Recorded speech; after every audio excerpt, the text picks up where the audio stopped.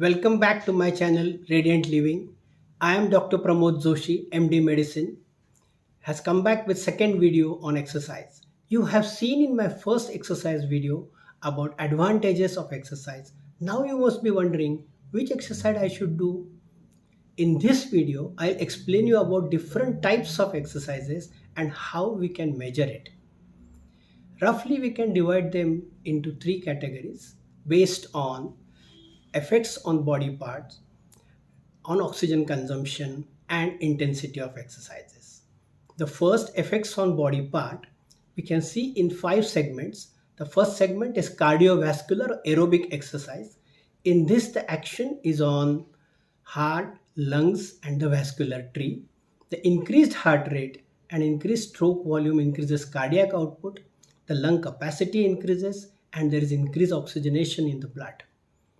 This type of exercise burns maximum number of calories than per unit of body weight than any other exercises. And that's why it can reduce more body fat and help weight reduction. The most popular example is walking. It is simple, very easy to do. It can be done at any age and anybody can do it anywhere. It is least expensive but is very effective exercise. We should do at least 4,000 steps per day for fitness. We can increase them to 7,000 steps per day for a good health, and we can increase them to 10,000 steps per day for weight reduction. The other examples of cardiovascular exercise are like cycling, jogging, swimming, dancing, step aerobics, team sports like football, hockey, basketball, squash, etc. Second segment is strength training exercise. Here the effect is on muscle mass increases and muscle strength increases. Like resistance training exercises, weightlifting, and body weight exercises like push-ups, squats, lunges, and planks. You must have noticed that elderly people have got difficulty in getting up from the bed or chair because of weakness in quadriceps, hamstrings, and gluteal groups of muscles. It is very important to train and improve the strength in this group of muscle in persons above age of 50. As muscle strength increases, the bone strength also increases. The chances of developing osteoporosis or the bone fracture decreases. Do you know the difference between muscle strength and endurance? I'll explain. Muscle strength is the amount of force one muscle can put in one contraction, and it can be achieved by high resistance and low repetitions. While muscle endurance is a measure of number of times a muscle can do the contractions, and it can be achieved with low resistance and more repetitions. The third segment of exercises is the flexibility exercises, where the whole range of motion and flexibility of joints and the ligaments is strengthened. Like all types of stretching exercises, static and dynamic, varieties of yogasanas. I would like to highlight particularly about Surya Namaskar. It is an excellent ancestral gift given to us, in which more than 8 yoga poses are done in a smooth sequence along with breath holding and deep breathing and chanting of Sun Mantra. It is a very effective exercise for mind and body. The fourth segment is a water-based exercises where water resistance is made use of, and it is gentle on the joints like aquatic aerobics, aquatic sports, water walking, etc.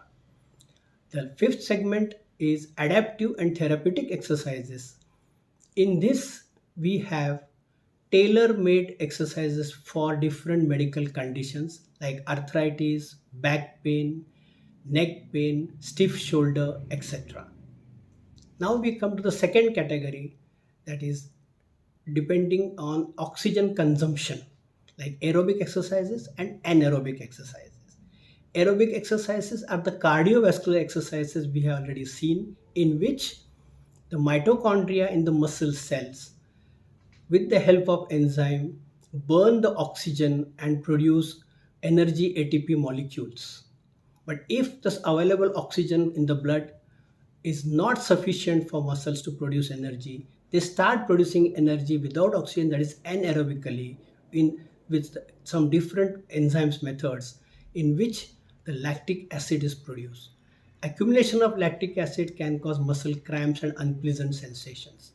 That is the reason we cannot do anaerobic exercises for longer period of time, such as heavy weightlifting, clean and jerk, squat jumps, or you dash and you stop the ball, etc. The third category is intensity of exercise, that is low intensity, moderate intensity, and high intensity exercise. Exercise is expressed as percentage of maximum heart rate. If the maximum heart rate for the men is 226 minus age, and for ladies it is 200 minus age.